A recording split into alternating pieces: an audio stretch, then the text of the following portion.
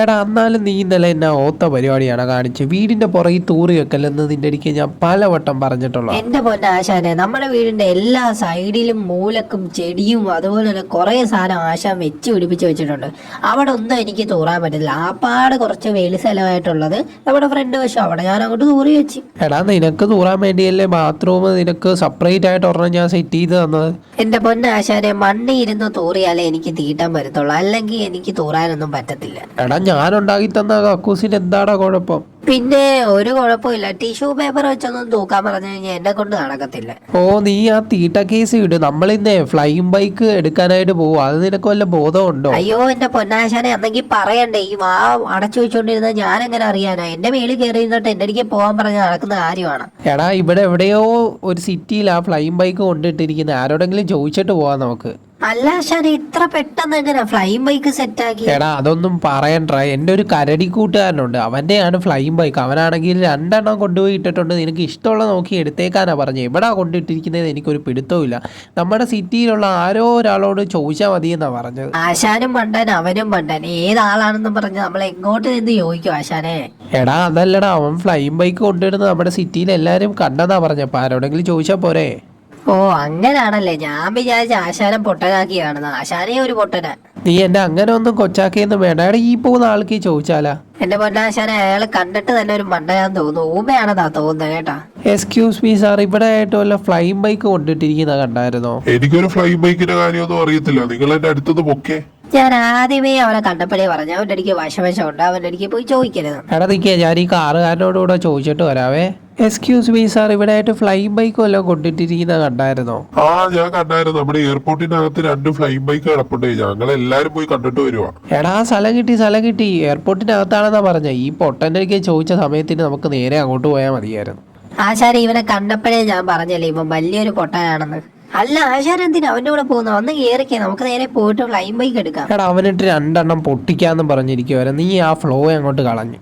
അയ്യോ, നമ്മുടെ വീട്ടിൽ 5-6 പടക്കം മേടിച്ചു വെച്ചിട്ടുണ്ട്. ആശാനെ വേണമെങ്കിൽ അതിരുന്ന് പൊട്ടിക്കുക. ആശാന അല്ലാതെ അവനെ പൊട്ടിക്കാനൊന്നും കഴിവൊന്നുമില്ല. എടാ അത് നീ എന്നെ പറച്ചിലാടാ പറഞ്ഞ്. എന്നെ നാണം കെടുത്തിയില്ലേ? എത്ര പേര് ഈ വീഡിയോ കാണുന്നതെന്ന് നിനക്കറിയാവോ? പിന്നെ നാണം കെട്ടണം. ആശാൻ നാണം കെട്ടാലേ പറ്റത്തുള്ളൂ. എടാ ഇത് നോക്കിക്കേടാ, സ്റ്റിയറിംഗ് കൈ പിടിക്കാതെ വണ്ടി ഓടിച്ചുകൊണ്ട് വരുന്നു.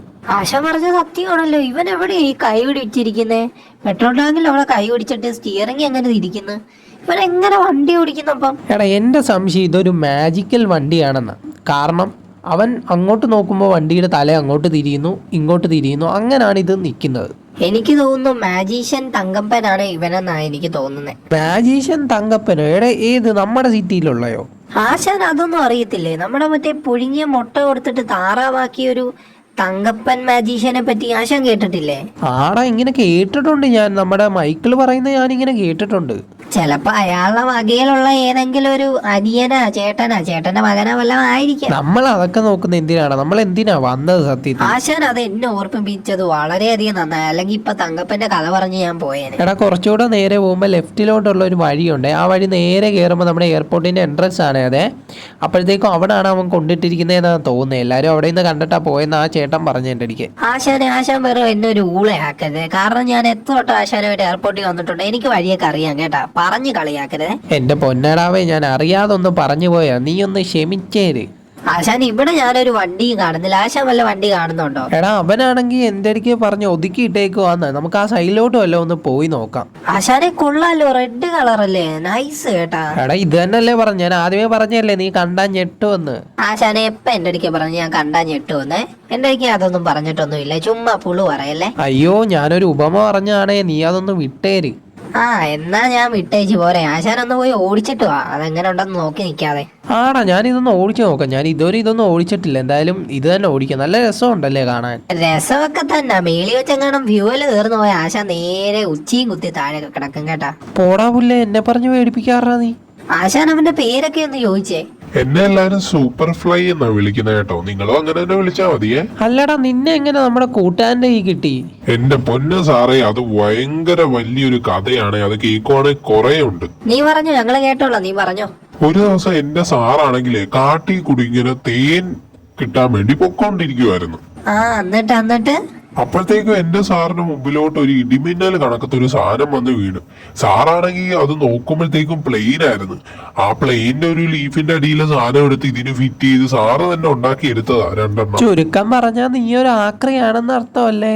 എന്റെ പൊന്ന് സാറേ, സാർ അങ്ങനെ എന്നെ പുച്ഛിക്കൊന്നും വേണ്ട. സാറ് ഞാനുള്ള കാരണമല്ലേ സാർ ഇത്രയും ഉയരത്തിലെങ്കിലും പറന്നു പോകുന്നത്. അല്ലടാ, അവൻ നിന്നെ വെച്ചോണ്ട് ഈ കാട്ടിൽ എന്തിനാ ഇത് പറപ്പിച്ചോണ്ട് നടക്കുന്നേ? അതെ, എന്റെ സാറിനാണെങ്കിൽ ഈ തേനൊക്കെ പറിക്കണമെങ്കിൽ മരത്തിന്റെ മേളിലൊക്കെ കയറണ്ടായിരുന്ന. ഇതാവുമ്പോ എന്നെ വെച്ചോണ്ട് നേരെ പോവും. സാറ് നേരെ ആ സൈഡിൽ നിന്ന് ഇങ്ങോട്ട് കയ്യിലെടുത്തോണ്ട് നേരെ താഴോട്ട് വന്ന് കുടിക്കുക ചെയ്യുന്നത്. അവൻ ഒരു മണ്ടനാണെന്നാ ഞാൻ വിചാരിച്ചത്. പക്ഷെ അവനും ബുദ്ധിയൊക്കെ ഉണ്ടല്ലേ?